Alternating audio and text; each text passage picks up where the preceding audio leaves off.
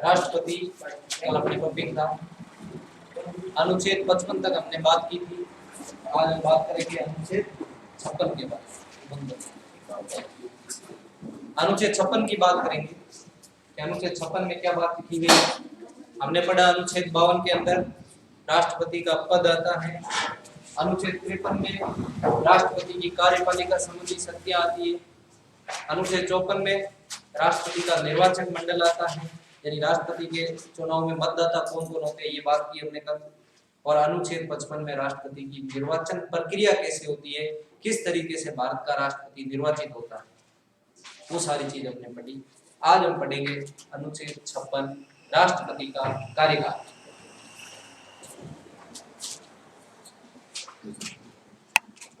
अनुच्छेद 56 है, ये कार्यकाल की बात कर रहा है कि राष्ट्रपति का कार्यकाल कितने वर्ष का होता है, ये अनुच्छेद 56 कह रहा है। तो कार्यकाल से संबंधित अगर हम बात करें तो पहली बात है, सामान्यतः राष्ट्रपति का कार्यकाल 5 वर्ष का होता है।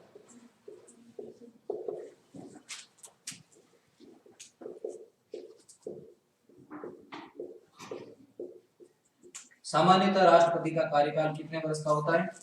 5 वर्ष का होता है। 5 वर्ष से अधिक भी एक व्यक्ति राष्ट्रपति रह सकता है। आगे हम 57 बात करेंगे, आगे अनुच्छेद 57 जो पुनः निर्वाचन की बात कर रहा है। तो कार्यकाल की बात करें तो सबसे पहले सामान्यतः राष्ट्रपति का कार्यकाल 5 वर्ष का होता है, उसके बाद चुनाव होते हैं। लेकिन 5 वर्ष से पूर्व भी राष्ट्रपति को पद से हटाया जा सकता है। ये भी बात कौन सा अनुच्छेद कह रहा है? 56। 5 वर्ष से पूर्व राष्ट्रपति को पद से हटाया जा सकता है और पद से हटाने हेतु एक महाभियोग लाया जाता है, और महाभियोग की प्रक्रिया वो अनुच्छेद 61 के अंदर आती है। तो सामान्यतः राष्ट्रपति का कार्यकाल कितने वर्ष का होता है? 5 वर्ष का। अब दूसरी बात, जैसे मान लो राष्ट्रपति की मृत्यु हो जाए या राष्ट्रपति त्याग पत्र दे दे, अपने पद से इस्तीफा दे दे, तो ऐसी स्थिति में 6 माह के अंदर अंदर राष्ट्रपति के चुनाव करवाने बहुत ही अनिवार्य होते हैं। दूसरी बात क्या होता है, राष्ट्रपति का पद रिक्त होने पर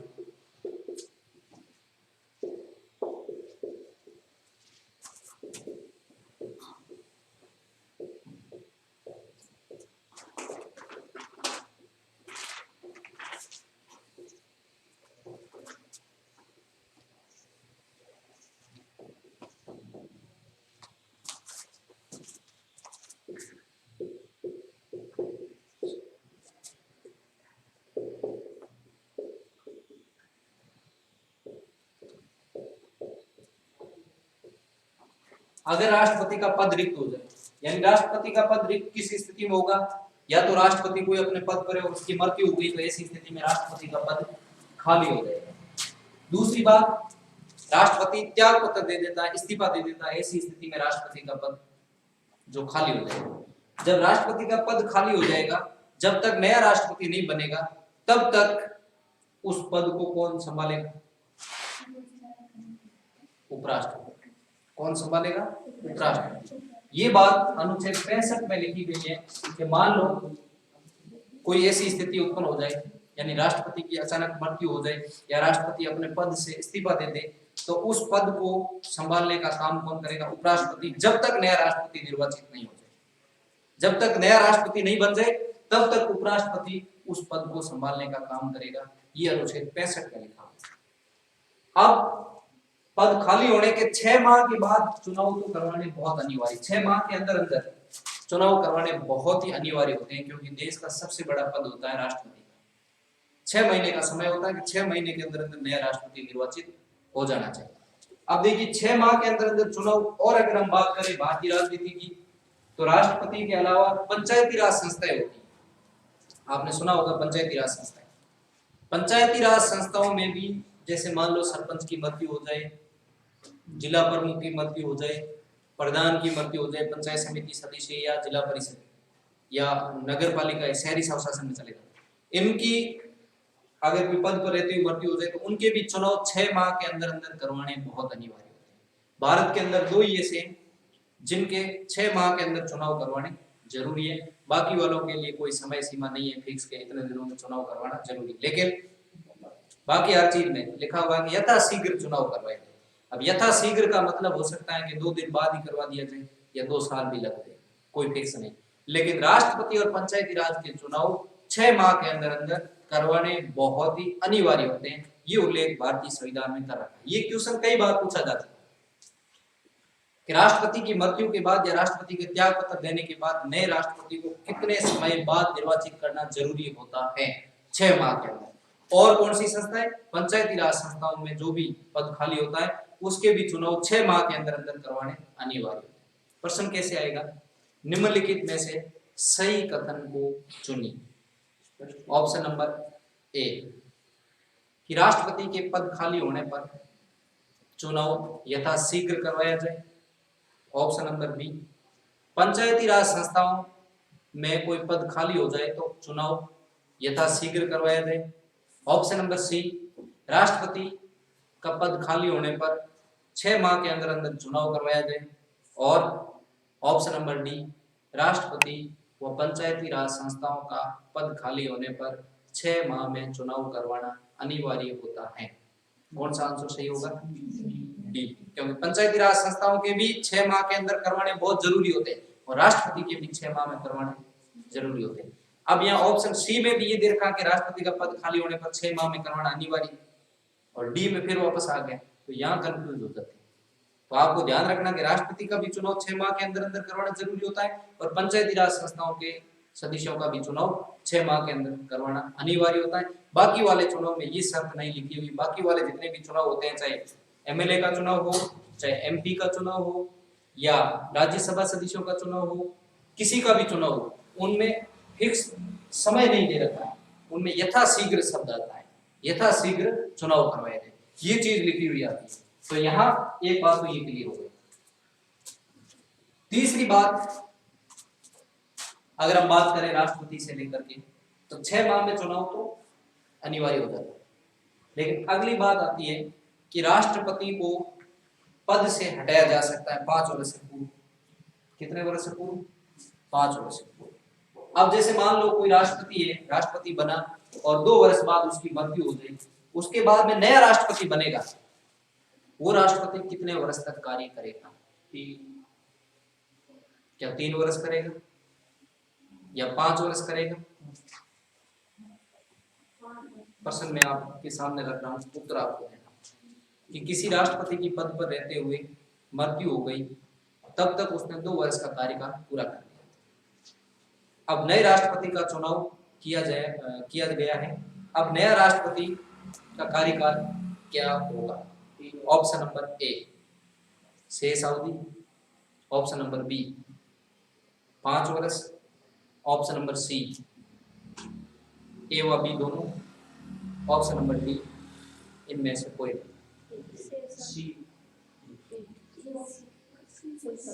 शेष अवधि होगा या 5 वर्ष होगा या दोनों में से पहले कोई हो? 5 वर्ष। ध्यान रखना है, राष्ट्रपति का चुनाव शेष अवधि के लिए कभी नहीं होता है। राष्ट्रपति और उपराष्ट्रपति दोनों, बाकी सब शेष अवधि के लिए होते हैं। राष्ट्रपति और उपराष्ट्रपति, जिस दिन राष्ट्रपति पहले था और 2 वर्ष का कार्यकाल उसने पूरा कर लिया, फिर भी उसकी मृत्यु हो गई और नया राष्ट्रपति बनेगा, वो अगले 5 वर्ष के लिए बनेगा, ना कि 3 वर्ष के लिए। और उपराष्ट्रपति भी सेम सिस्टम है। उपराष्ट्रपति की अगर किसी की मृत्यु हो जाती है, अगर वो 4 साल पद पर रह करके फिर मृत्यु 1 साल बच गया, नया उपराष्ट्रपति बनेगा, वो अगले 5 वर्ष के लिए बनेगा, ना कि 1 वर्ष के लिए। ये ध्यान रखना है। तो तीसरी बात है, नए निर्वाचित राष्ट्रपति का कार्यकाल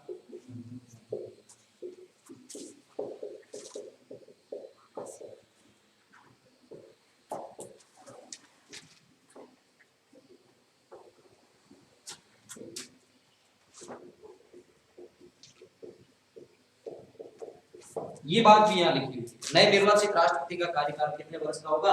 ये 5 वर्ष का होगा, ना कि शेष अवधि। ध्यान रखना, भारत में 2 ही ऐसे पद हैं, एक है राष्ट्रपति होता है और एक उपराष्ट्रपति, जो शेष अवधि के लिए कभी नहीं चुने जाते, अगले 5 वर्ष के लिए चुने जाते हैं। बाकी जितने भी चुनाव होते हैं वो शेष अवधि के लिए होते हैं। तो यहाँ क्वेश्चन उठता है, अपने को क्या साथ में लेकर चलना है। जैसे लोकसभा सदस्य है मान लो, और लोकसभा सदस्य की मृत्यु हो गई, जैसे कोई लोकसभा सीट है वहां से कोई व्यक्ति उसकी मृत्यु हो गई तो फिर वापस वहां चुनाव होंगे और वो व्यक्ति 3 वर्ष कार्यकाल पूरा करके फिर उसकी मृत्यु हुई। तो लोकसभा आपको पता है 5 वर्ष के लिए चलती है। फिर नया वहां लोकसभा का सदस्य बना वो कितने वर्ष तक रहेगा? कितने वर्ष तक रहेगा? शेष अवधि कितनी? 2 वर्ष।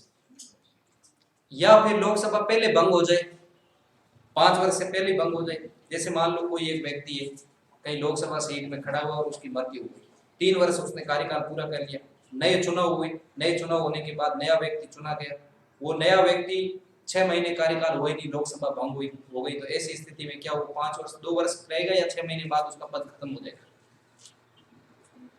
बताइए। क्योंकि लोकसभा भंग होने के बाद में सारों का कार्यकाल खत्म हो जाता है, ध्यान रखना। तो राष्ट्रपति और उपराष्ट्रपति 5 वर्ष के लिए चुने जाते हैं, जबकि बाकी वाले हैं बीच में अगर उपचुनाव कहीं पर होते हैं तो शेष अवधि के लिए होते हैं। अभी भारत में बहुत सारे उपचुनाव हुए, एमएलए के कई उपचुनाव हुए, तो वो शेष अवधि के लिए, यानी राजस्थान विधानसभा में 2 अभी चुनाव हुए, उपचुनाव हुए, एक वल्लभनगर एक दरियाबाद 2 स्थान है, वहां अभी चुनाव हुए, तो वहां 2 व्यक्ति नए चुने गए क्योंकि वहां पर जो पहले थे उनकी मृत्यु हो गई। ऐसी स्थिति में अब ये 2023 तक रहेंगे, ना कि अगले 5 वर्ष। 2023 में विधानसभा के वापस चुनाव होंगे और वापस चुनाव के बाद फिर नई विधानसभा का गठन होगा। तो राष्ट्रपति और उपराष्ट्रपति हमेशा 5 वर्ष के लिए चुने जाते हैं, न कि शेष अवधि के लिए, और बाकी जितने भी चुनाव है वो सारे शेष अवधि के लिए होते हैं अगर बीच में कोई चुनाव होता है। पंचायती राज का उदाहरण ले लो, सरपंच है, सरपंच बनने के 3 वर्ष बाद या 2 वर्ष बाद उसकी मृत्यु हो गई, नया सरपंच अगला 3 वर्ष के लिए चुना जाएगा, ना कि 5 वर्ष। ध्यान रखो, ये क्वेश्चन गलत नहीं करोगे अगर इस प्रकार का क्वेश्चन आ गया। राष्ट्रपति और उपराष्ट्रपति, ध्यान रखना, राष्ट्रपति और उपराष्ट्रपति 2 ऐसे पद हैं जो अगले 5 वर्ष तक रहते हैं, शेष अवधि की तक नहीं रहते हैं, और बाकी वाले जितने भी बीच में चुनाव होंगे वो सारे क्या होंगे? शेष अवधि। ऐसे कौन से चुनाव जो 6 माह में करवाने बहुत अनिवार्य होते हैं? एक तो राष्ट्रपति का चुनाव, एक पंचायती राज संस्थाओं का चुनाव, इनके चुनाव 6 माह के अंदर अंदर करवाने जरूरी होते हैं, और बाकी वालों के लिए क्या लिखा हुआ है? यथाशीघ्र करवाया जाए। अगला है राष्ट्रपति को संविधान का उल्लंघन करने पर, ध्यान रखना, राष्ट्रपति को एक ही स्थिति में पद से हटाया जा सकता है, वो स्थिति है संविधान का उल्लंघन करने पर। अगर कोई राष्ट्रपति संविधान का उल्लंघन कर रहा है तो ऐसी स्थिति में राष्ट्रपति को पद से हटाया जा सकता है।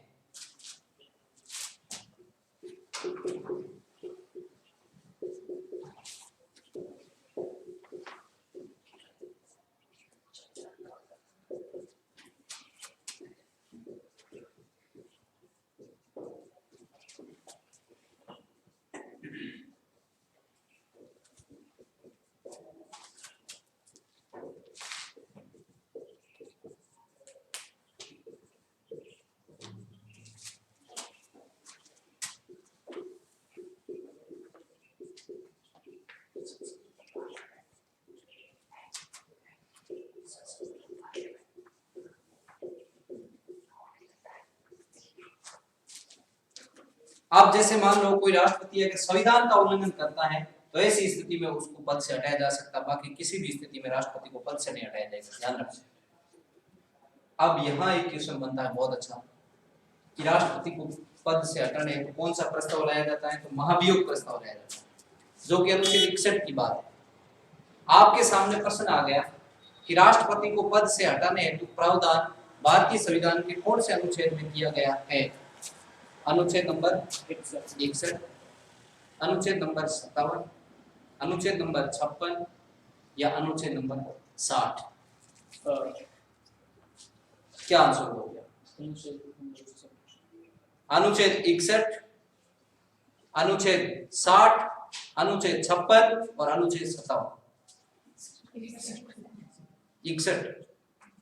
61 वाले कौन है? हाथ खड़े करना, देखते हैं।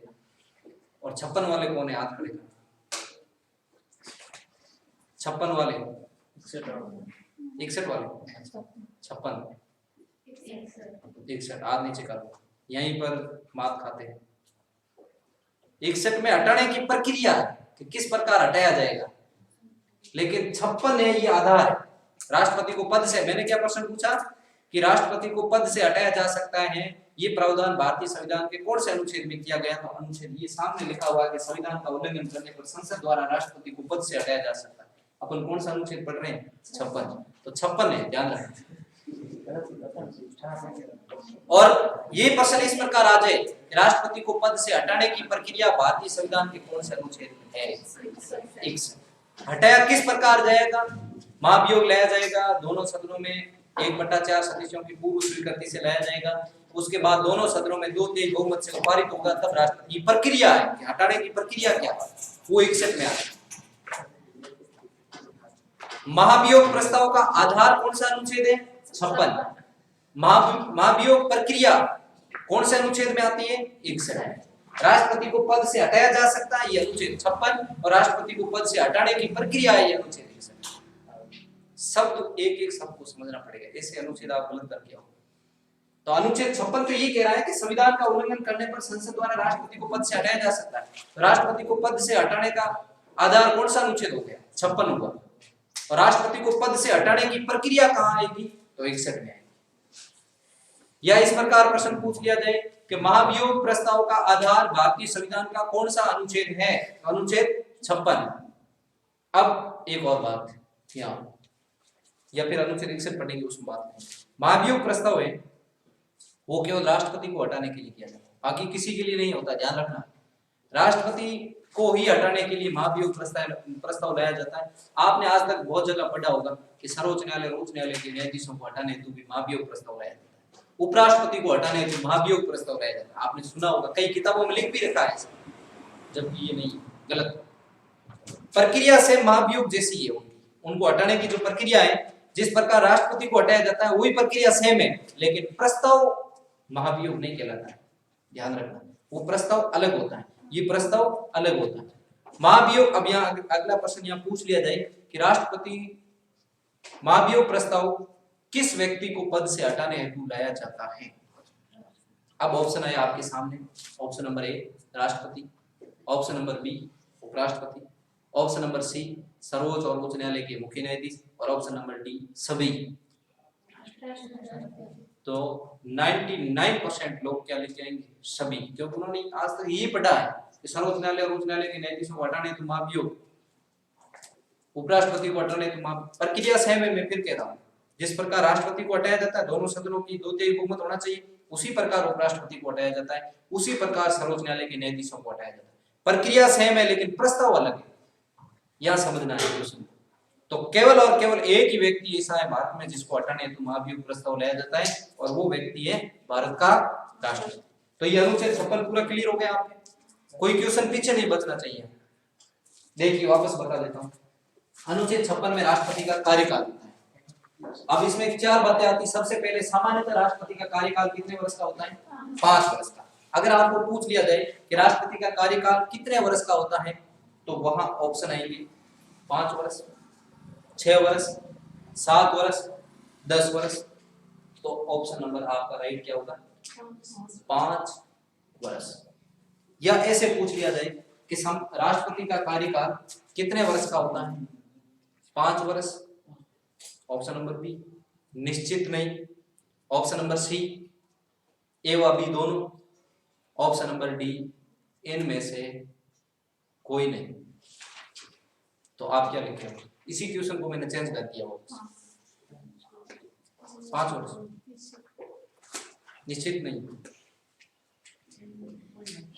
अरे निश्चित नहीं है राष्ट्रपति का कार्यकाल, ध्यान रखना। 5 वर्ष सामान्यतः होता है, लेकिन 5 वर्ष से पहले हटाया जा सकता है। यहाँ क्या बात आ रही है कि राष्ट्रपति संविधान का उल्लंघन करने पर, जैसे राष्ट्रपति कोई बना और 2 महीने बाद उसने संविधान का उल्लंघन करना शुरू कर दिया, उसको पद से हटा दिया, तो 5 वर्ष कहाँ रहा?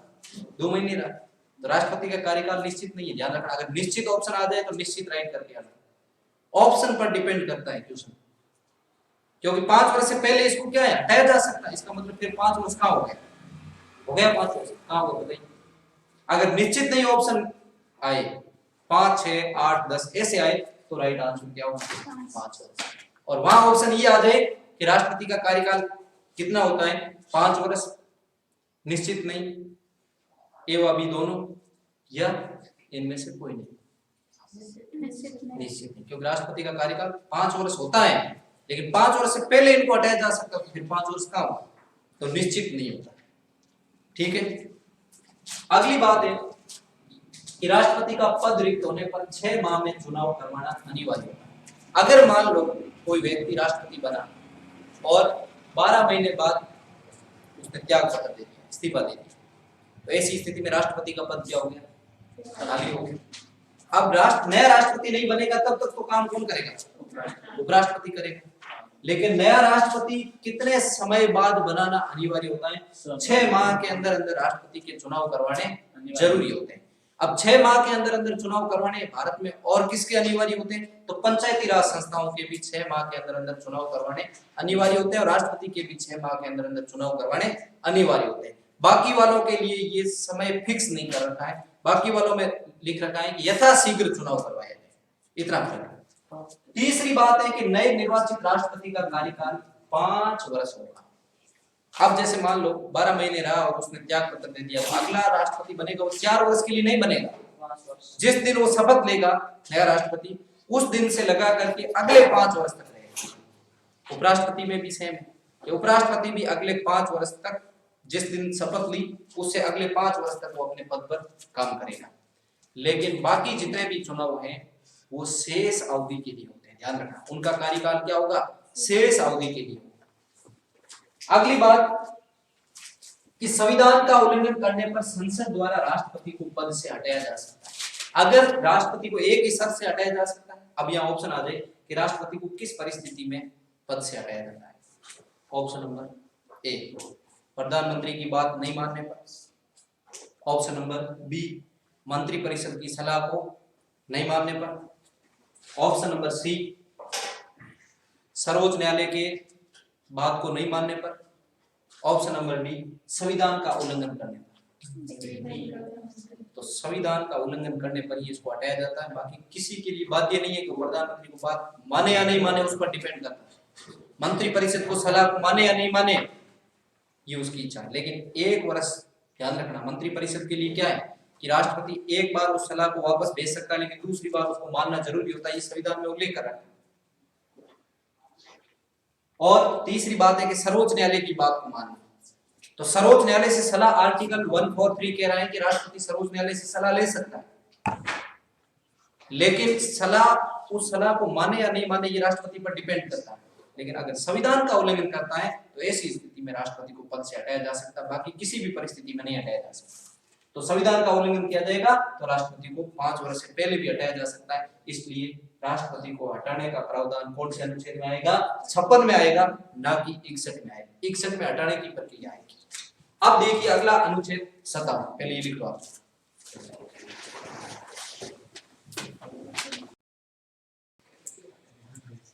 अनुच्छेद 57 है, ये पुनर्निर्वाचन की बात कर रहा है।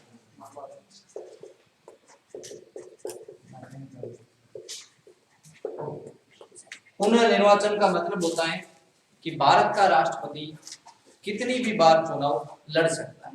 एक बार राष्ट्रपति बन गया, उसके बाद दोबारा भी राष्ट्रपति बन सकता है, 3 बार भी बन सकता है, 4 बार भी बन सकता है, 10 बार भी बन सकता है, 50 बार भी बन सकता है। जितना मन चाहे उतनी बार वो चुनाव लड़ सकता है, कोई रोक टोक नहीं। और अमेरिका की बात करें उधर अपन, तो अमेरिका में एक व्यक्ति 2 बार राष्ट्रपति बन सकता है, इससे ज्यादा नहीं बन सकता है, पाबंदियां हैं। लेकिन भारत के राष्ट्रपति को ये अधिकार है तो एक बार बनने के बाद दूसरी बार भी बन सकता है, तीसरी बार भी बन सकता है, चौथी बार भी बन सकता है, 5वीं बार भी बन सकता है। राष्ट्रपति बनने के बाद वो दूसरे चुनाव भी लड़ सकता है। अब ऐसा नहीं है कि एक बार राष्ट्रपति का चुनाव लड़ लिया उसके बाद आप सरपंच का या वार्ड पंच का चुनाव नहीं लड़ सकते। भारत में ये रोक टोक नहीं है। अमेरिका के अंदर एक बार राष्ट्रपति बन गया उसके बाद निचले स्तर के चुनाव को नहीं लड़ सकते। भारत में एक बार राष्ट्रपति बन गया, 5 वर्ष कार्यकाल पूरा कर लिया, अगली बार गांव के अंदर चुनाव होते हैं वार्ड पंच का, उसमें भी वो भाग ले सकते, उसको छूट है। ये बात अनुच्छेद 57 कहता है। तो देखिए इसमें क्या बात है कि भारत का राष्ट्रपति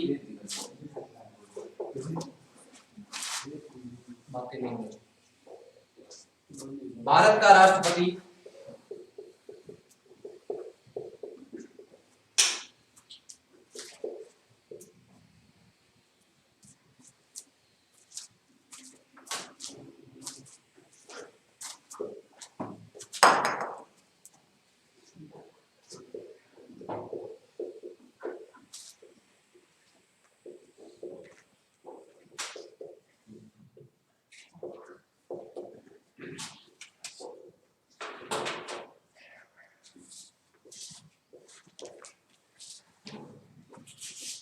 यानी जो भारत का राष्ट्रपति होगा वो कितनी भी बार चुनाव लड़ सकता है, उसको छूट है, कितनी भी बार राष्ट्रपति बन सकता है, उसके लिए निश्चित समय नहीं है। ये अनुच्छेद कौन सा कह रहा है? 57 कह रहा है। अगला है अनुच्छेद 58। इसमें राष्ट्रपति के पद की योग्यता है।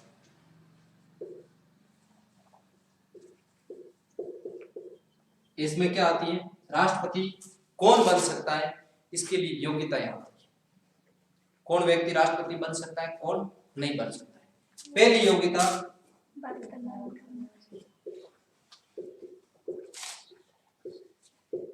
वह भारत का नागरिक हो। दूसरी योग्यता, वह किसी न्यायालय द्वारा दिवालिया, पागल व अपराधी घोषित न हो।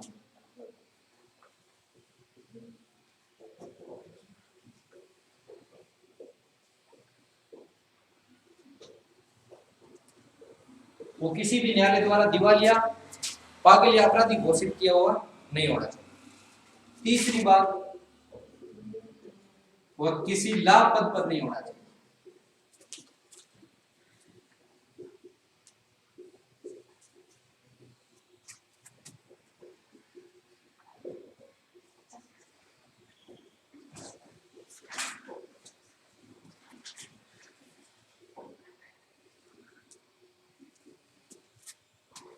चौथी बात, वह लोकसभा का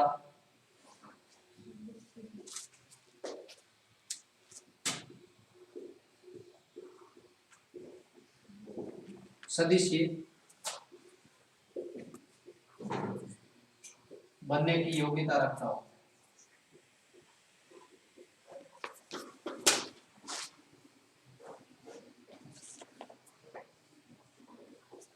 और पांचवी बात कि उसकी आयु है वो कम से कम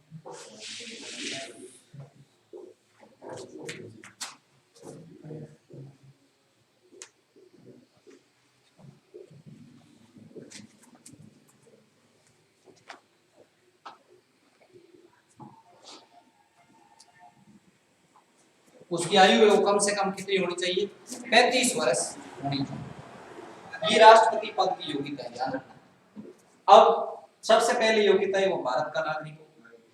दूसरी बात, वो किसी भारत के किसी भी न्यायालय द्वारा दिवालिया, पागल या अपराधी घोषित किया हुआ नहीं होना चाहिए। उसको पागल नहीं किया हुआ घोषित किया होना चाहिए, अपराधी घोषित नहीं होना चाहिए, अपराधी श्रेणी का नहीं होना चाहिए। तीसरी बात, वो किसी लाभ पद पर नहीं होना चाहिए।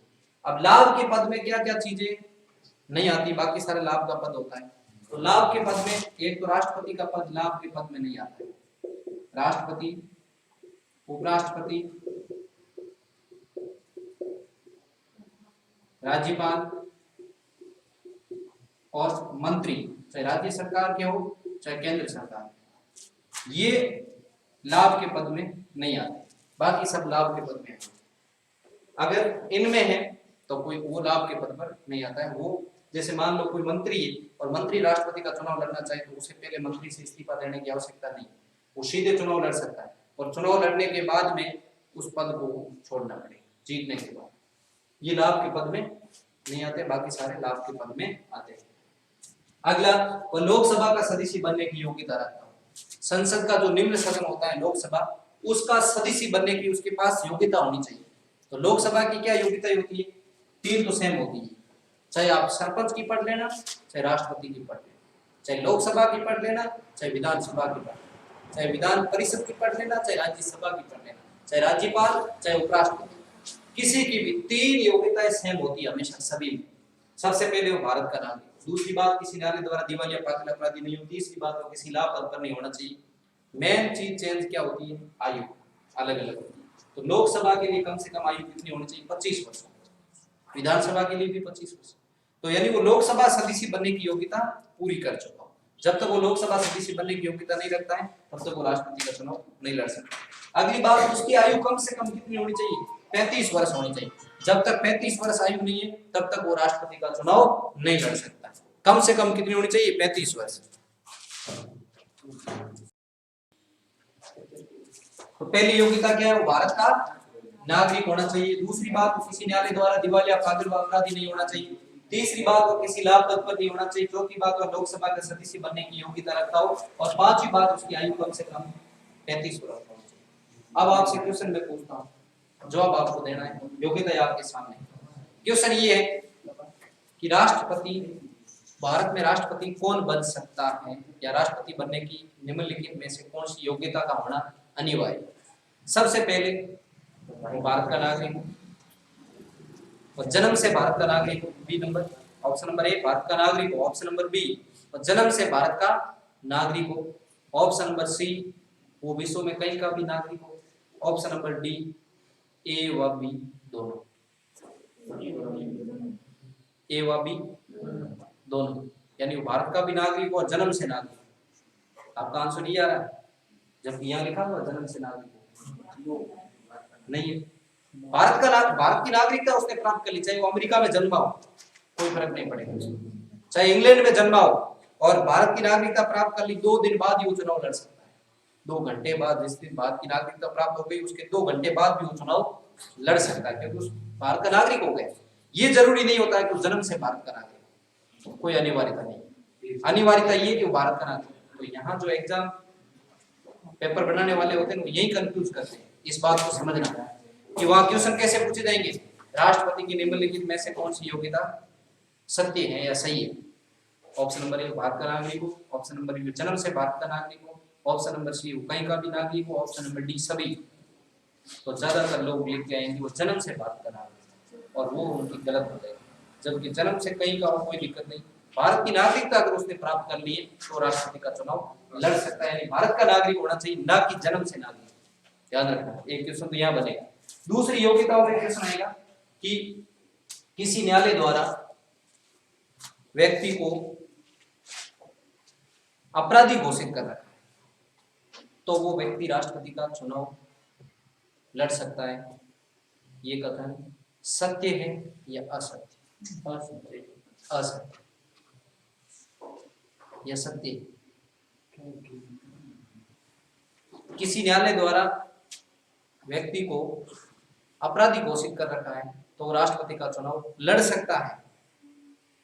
ये कथन सत्य है या असत्य? असत्य, क्योंकि अगर उसको अपराधी घोषित कर रखा है इसका मतलब वो चुनाव नहीं लड़ सकता है। तो यहाँ सीधी बात है कि अपराधी, दिवालिया और पागल शब्द आ जाए तो वो कोई भी चुनाव नहीं लड़ सकता, राष्ट्रपति नहीं, कोई भी।